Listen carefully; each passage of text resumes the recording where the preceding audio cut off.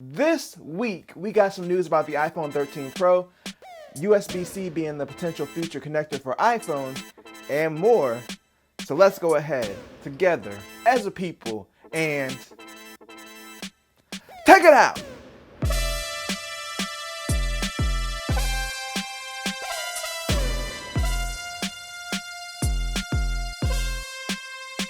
And welcome to another sensational Sunday. I'm Mike, and this week we got a whole buffet of stories, but as always, I put timestamps down at the bottom of the video to create chapters, so if there's anything you want to skip, then you can go ahead and use the chapters. Now let's hop into the first story, the title story.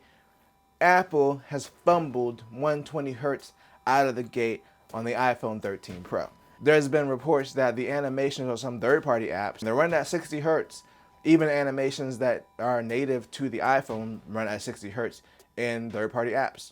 So Apple has come out since and said that that is a bug. If it's a native animation, it should run at the correct frame rate. But as far as custom animations that an app developer might create, basically they have to go and update their app to support this 120 Hz mode.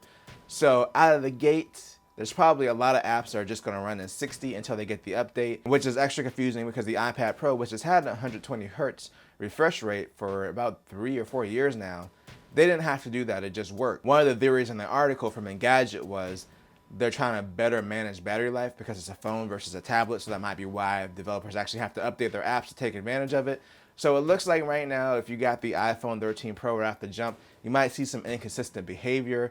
From what I heard, it's pretty jarring. I mean, I can imagine, because going from like 120 to 60 Hz, you're like, what is wrong with this app? It's not running correctly. Like, once your brain knows what 120 Hz feels like and you go to a 60 Hz app, especially on the same device, it's just gonna feel weird. So hopefully that can get ironed out soon. It's a pretty expensive phone. I mean, the Pro starts off at $1,000. So for Apple to come out the gate with this feature that they're already late for, and then they kind of mess up the execution, come on, Apple, we gotta step it up with these features.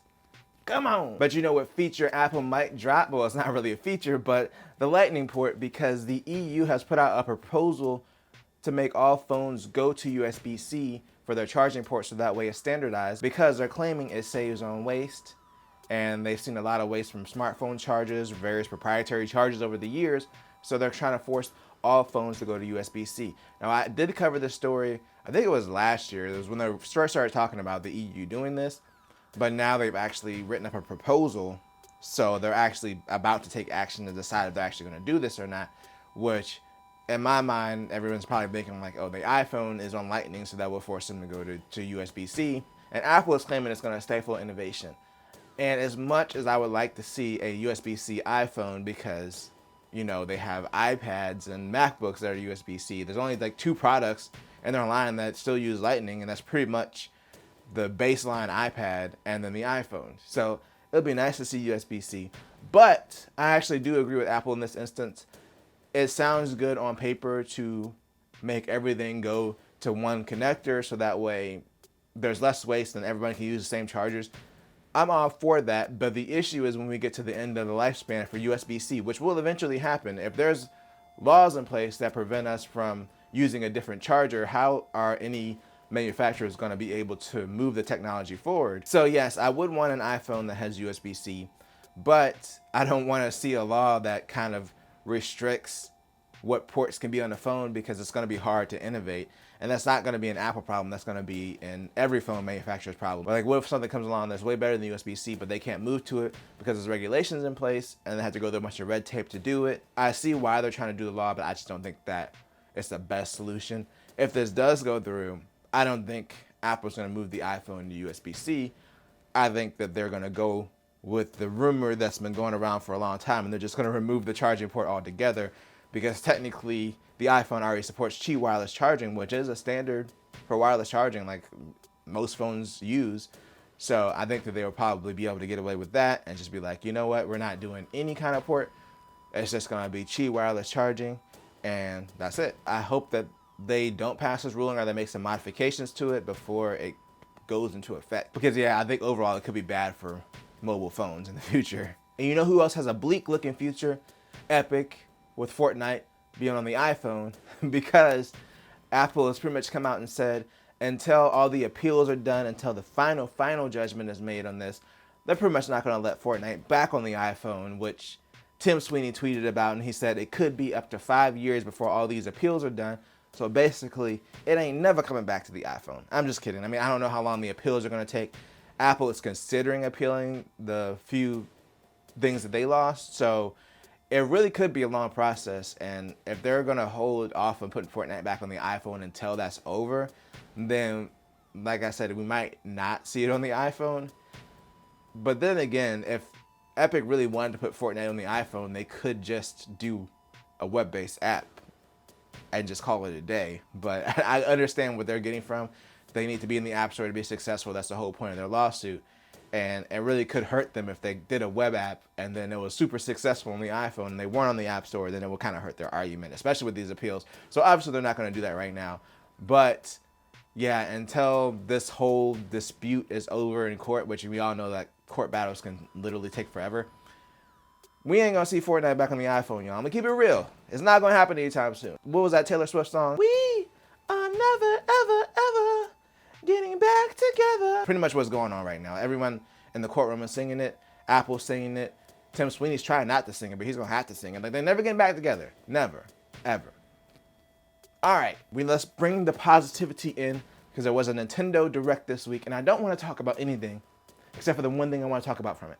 There's one thing, and that is the N64 and Sega Genesis games coming to Nintendo's online service. Now, this is going to be a different tier of service. We don't know how much more it's going to cost.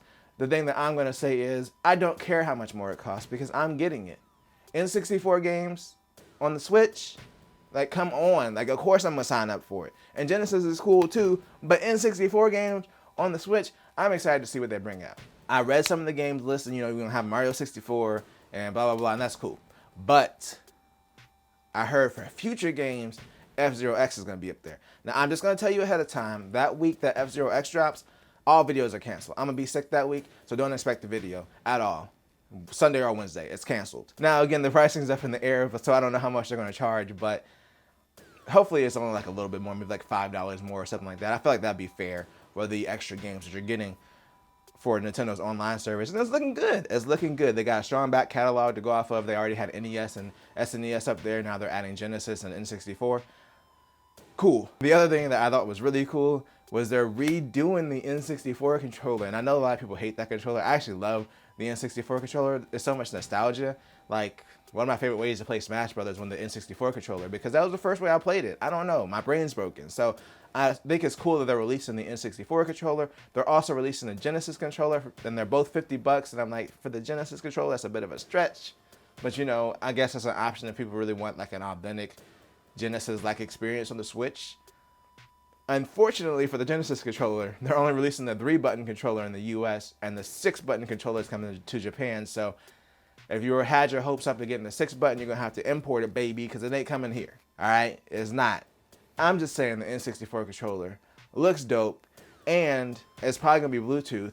So, theoretically, you could probably hook it up to a PC, and theoretically, if you had games on a PC you wanted to play with it, there probably would be a way to make that work. It's hard to find good shape N64 first-party controllers now. Like, they're pretty old, so the fact that Nintendo is re-releasing a version of it, I think it's pretty exciting. All right, I am exhausted. That was a lot of talking in a short period of time.